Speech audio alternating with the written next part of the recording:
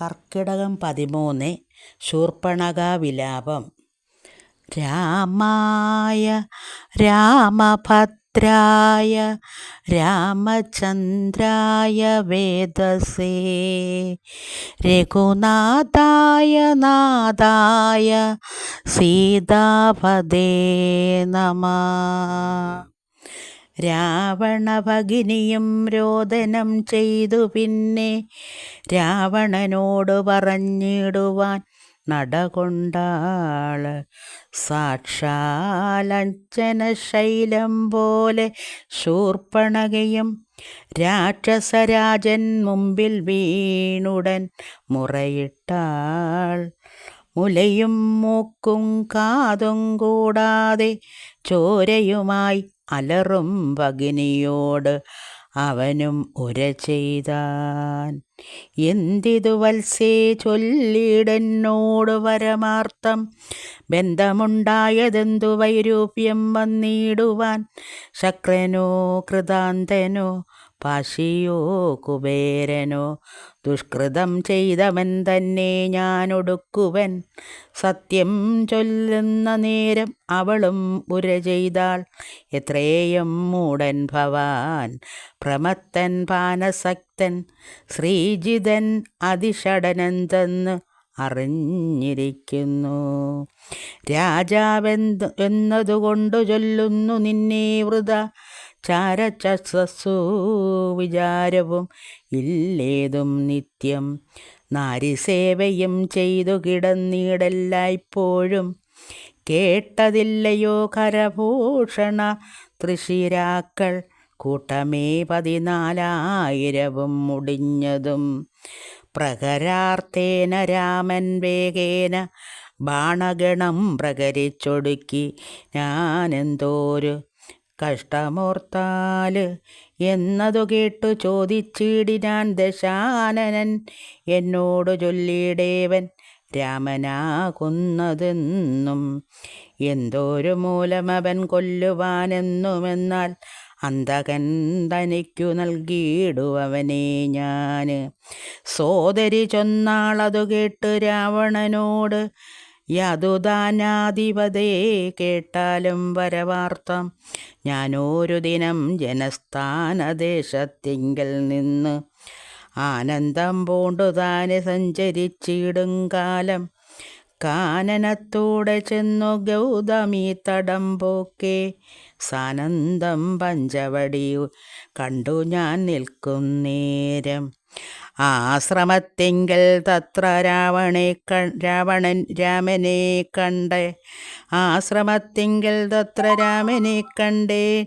ജഗദാശ്രയഭൂതൻ ജഡാവൽക്കലങ്ങളും pond. ചാപബാണങ്ങളോടും എത്രയും തേജസ്സോടും താപസവേഷത്തോടും ധർമ്മധാരങ്ങളോടും സോദരനായിടുന്ന ലക്ഷ്മണനോടുകൂടി സാദരമിരിക്കുമ്പോൾ അടുത്തു ചെന്നും ഞാനും.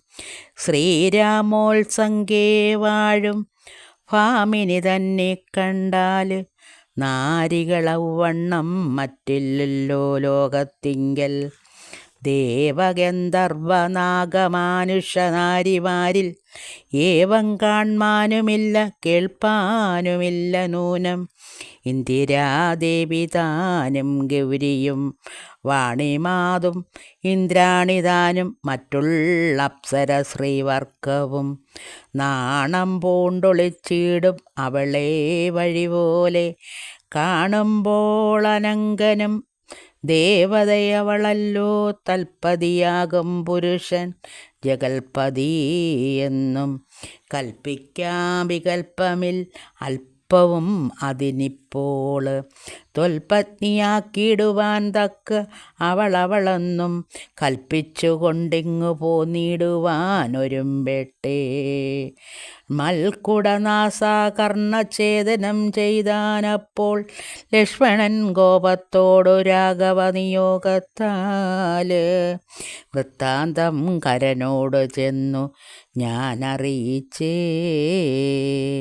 യുദ്ധാർത്ഥം നക്തഞ്ചരനായിനിയോടും അവൻ യുദ്ധാർത്ഥം നക്തഞ്ചരനീകിനിയോടും അവൻ രോഷവേഗേന ചെന്നു രാമനോടേറ്റ നേരം. നാഴിക 3:45 കൊണ്ടവനൊടുക്കിനാൻ. ഭസ്മമാക്കിയിടും പിണങ്ങിടുകിൽ വിഷം ക്ഷണാല്. വിസ്മയം രാമനുടൻ വിക്രമം വിചാരിച്ചാൽ.